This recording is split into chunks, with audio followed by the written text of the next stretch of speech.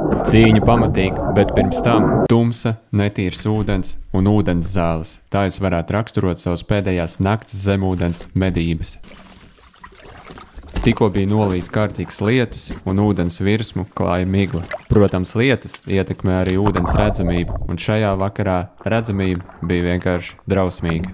Šeit es pielādēju savu salvimā ar 55 cm ieroci un dodos ūdenī.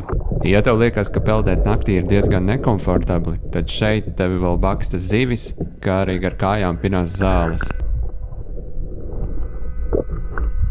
Vakar gaitā es redzēju daudz šādas te mazas zivtiņas, bet lielās vispār nerādījās, tā kā es domāju, ka viņas slēpās kaut kur apakšā zem zālēm. Bet asarīši kā vienmēr izvēlas komfortablāko vietu un nemaz nedomā nekur slēpties.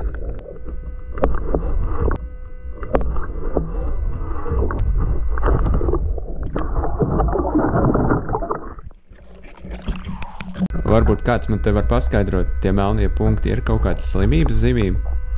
Te labs piemērs tiem, kam likās, ka zivs naktīs nemūk, jo ūdens zāles tikai nokustās un es vispār neredzēju, kas tur bija.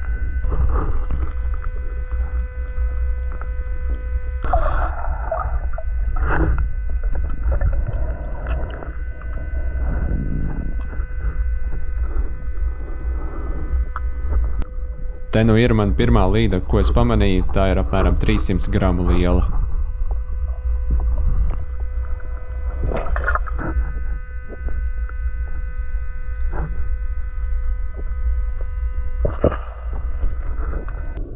Tā kā zālēs es nevarēju neko atrast, es izdomāju ienirt un pameklēt dziļākās vietās.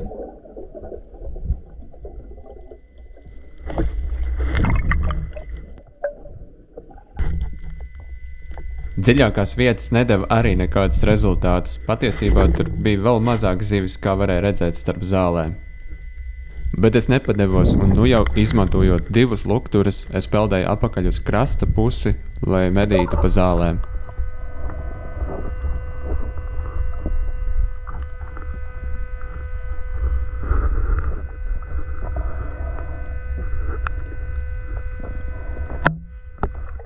Un kad jau galvā bija iestājusies neliela bezcerības sajūta, es ieraudzīju lielu spuru un biezu muguru.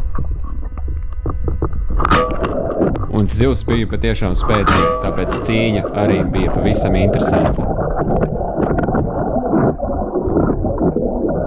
Te es piepeldēju krastā, lai izņemtu harpūnas bultu, kā arī zivi pielikt pie kukana, lai tā nekur neaizmūk. Pašās beigās zemūdens medības izvērtās pat ļoti labas, un es nomedīju 5,9 kg smagu līdaku. Tā ir man 3. lielākā līdaka.